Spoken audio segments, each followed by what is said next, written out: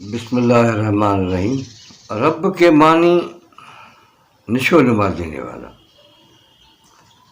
یعنی کسی چیز کو نئی نئی تبدیلیوں سے اس طرح گزارنا کہ وہ بتدریج نشو و نما پاتی ہوئی اپنی تکمیل تک جا پہنچے۔ جو خدا جو میسیج آئے، جو لطیف جو میسیج آئے، یا جو سندھ جو کلچر ہے، جو روح سندھ جو وہ دنیا تک پہنچائیں، اس کی شناسائی دنیا تک بہت ضروری ہے۔ سندھ کا ایک مخصوص کلچر ہے۔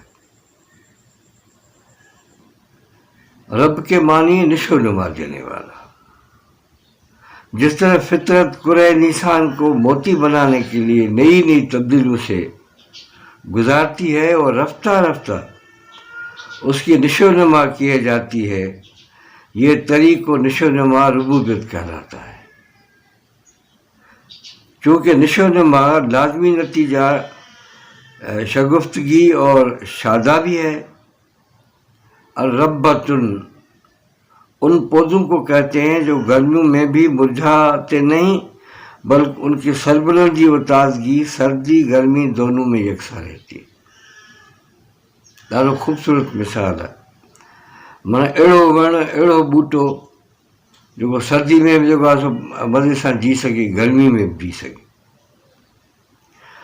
कुरान करीम की इब्तदा अल्हम्दुलिल्लाह रब्बिल आलमीन से होती है, यानी कायनात का हर हसीन गोशा अल्लाह की सिफत रबूबियत का पैकर और हम्द व सताइश है। कायनात की हर शय अपने मुंह से कह रही है।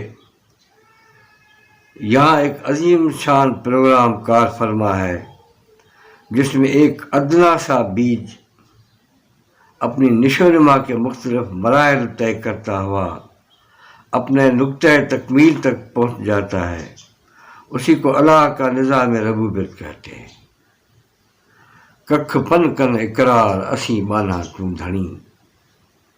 हज़रत मोहम्मद अमान जो शेर याद अची वियो कि अल्लाह ताला इसीलिए काबिल हम्द व सताइश है कि वो हर शय को रबूबियत अता करता है। जो हम कह रहे हैं अल्हम्दुलिल्लाह रब्बिल आलमीन, अल्लाह की हम्द और तारीफ इसलिए करते हैं कि वो अल्लाह रब है।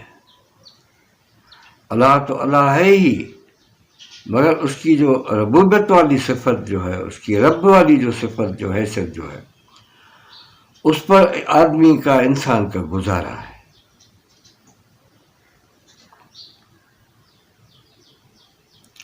कुरान करीम कहता है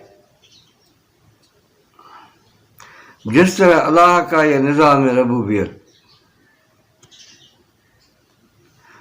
खारजी कायनात में अज़ खुद कार फरमा है।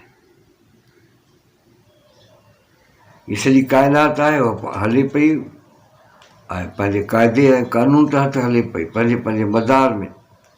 इन ॻाल्हि खे त सभु माण्हू मञण जे लाइ तैयार, मानते हैं कि ये इस कारखाने कुदरत को कुदरत वाला ही चलाता है, ये बात मानते हैं। इस तरह इंसानों को चाहिए कि वो अपनी दाखिली और माशरती दुनिया में भी इसी निज़ाम रबूबियत को नाफिज करें। माना इहो जी कायनात में ॾिसो कीअं जेको आहे सो सभिनी शइ जी निशो नुमा थिए थी। ऐं माण्हू खे बि घुरिजे त इहो कुदरत जो जेको निज़ाम आहे, माण्हू उन ते हले, उनखे नाफ़िज़ करे ॾेखारे पंहिंजी ज़िंदगी में।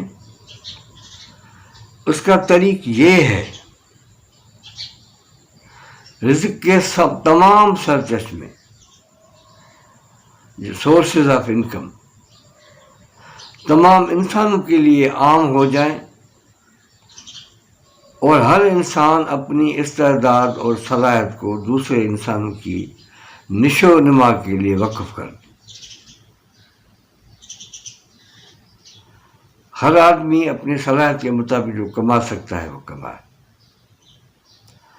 अपने ज़रूरत के लिए जो उसको चाहिए वो रख ले, बाकी उन लोगों के लिए रख ले, आज़ाद और खुला छोड़ दे जो कमा नहीं सकते یا جن کا زندگی کا جو سفر ہے وہ تنگ پڑ جاتا ہے.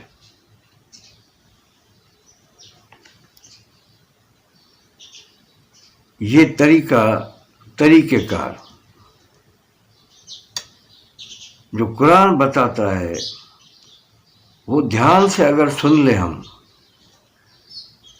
اور اس کو ہم اپنی جو زندگی ہے، اپنا جو سماج ہے، اس پر اس کو لاگو کر دیں، اس کو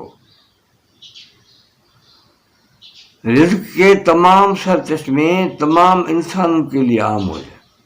اس کا مطلب کسی کا قبضہ نہیں ہونا چاہیے، کسی ایک آدمی کا یا کسی ٹولے کا، کسی بادشاہ کا قبضہ نہیں ہونا چاہیے. اور ہر انسان اپنی استعداد اور صلاحیت کو دوسرے انسانوں کی نشو و نما کے لیے، میں کیا کر سکتا ہوں، میں نے جو کچھ کیا ہے اپنے لیے میں رکھا، باقی جو بچا میں اور انسانوں کے لیے چھوڑ دیا. ایک عجیب مثال ہے. اس مثال کو اگر ہم سمجھ جائیں، اس طرح تمام انسانوں کی مضر صلاحیتیں جو ڈھکی ہوئی ہیں، چھپی ہوئی ہیں، نشو و نما پاتی ہوئی اپنی نقطۂ تکمیل تک پہنچ جائیں گی. اور جو لوگ اس نظام کو قائم کریں گے وہ ربانین کہیں گے. ربانی ہندی میں ہم ربانی بولتے ہیں، مانا اللہ وارا.